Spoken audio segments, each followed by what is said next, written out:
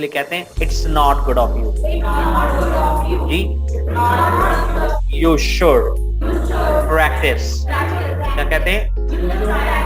देखो, शुड एक वर्ड है जो जिम्मेदारी का एहसास कराता है। आपकी जिम्मेदारी, आपने पैसा दिया है, समय दे रहे हैं। जब पैसा लगाया और समय दे रहे हैं तो इसकी आपको रिटर्न चाहिए कि नहीं? वो कैसे मिलेगा? प्रैक्टिस के बगैर कैसे मिलेगा? तो ये आपकी जिम्मेदारी बन गई, आपको ये एहसास होना चाहिए। और अगर नहीं होगा तो मैं बोलूंगा you should practice, you should come regularly,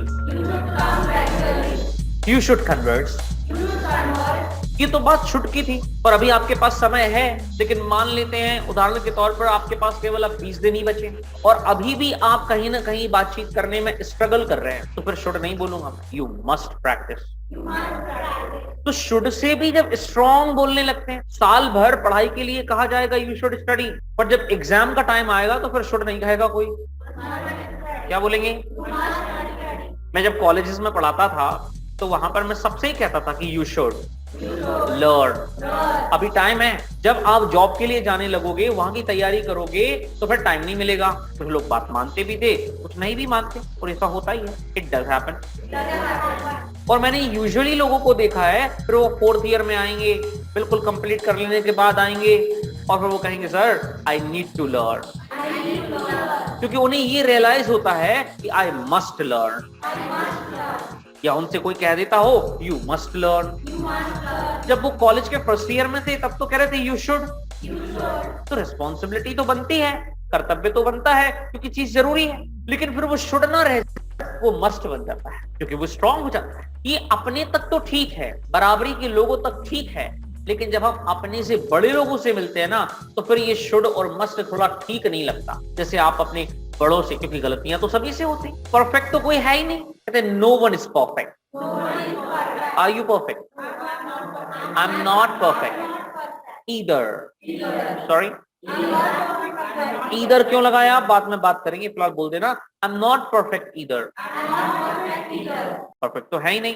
तो जब आपसे बड़े भी ऐसे लोग जो परफेक्ट नहीं हैं, तो गलतियां तो उनसे भी हो सकती हैं। अब जब गलतियां आपसे होती हैं तो बड़े लोग कोई मौका नहीं छोड़ते, तुरंत यू शुड और यू मस्ट बोलने लगते हैं। लेकिन जब गलती उनसे हो जाए तो हम में से कुछ छोटे भी मौका नहीं छोड़ते और तुरंत वही का वही लगा देते हैं, जो कि एक व्यक्तित्व विकास में सही नहीं माना जाता। अगर आप अपने बड़ों से यू शुड बोलोगे, यू मस्ट बोलोगे, तो इट साउंड बैड।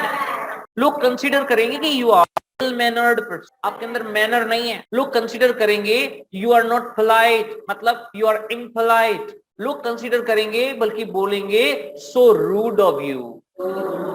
कितना रूड बोल रहे हो आप, अपने से बड़ों से यू शुड कह रहे हो। आपके पापा आज घर लेट से क्या पहुंचे, आपने उनसे कह दिया कि पापा you should come on time.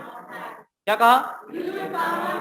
तो हमें इसी को तो बदलना है, क्योंकि हम अंग्रेजी भाषा के लिए नहीं सीख रहे हैं, हम लोग कम्युनिकेशन स्किल्स के ऊपर काम कर। और कम्युनिकेशन स्किल्स मतलब मैं एक एग्जांपल देना चाहता हूं कि मान लीजिए जो आप जो चपाती खा रहे हैं, जो रोटी खा रहे हैं, एक तो वो रुखी हो, उसमें बटर ना लगाओ, घी ना लगाओ, वो खाएं।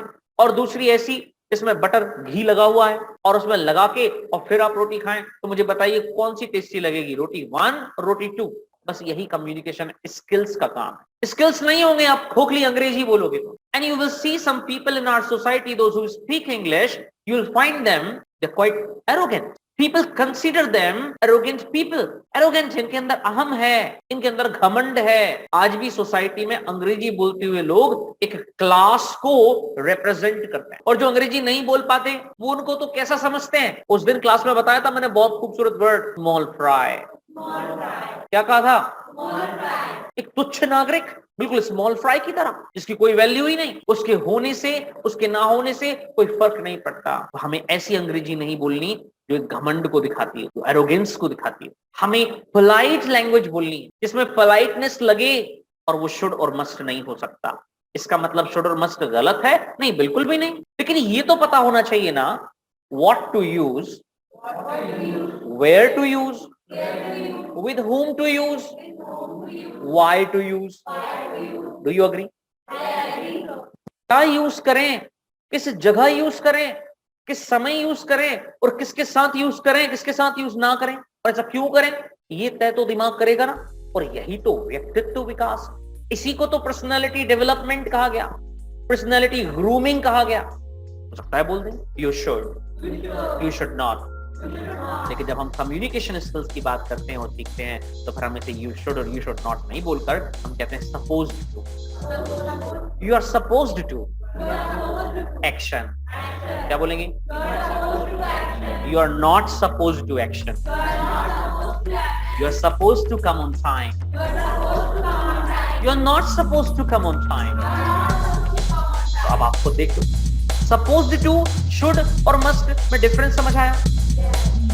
एक तो बिल्कुल रफ है, वो गलत नहीं है, लेकिन जब आप सपोज टू जैसे शब्दों का इस्तेमाल करते हैं लोग इस बात की फिर कदर करते हैं, वो समझने लगते हैं कि आपकी जो लैंग्वेज है वो नेक्स्ट लेवल पर है।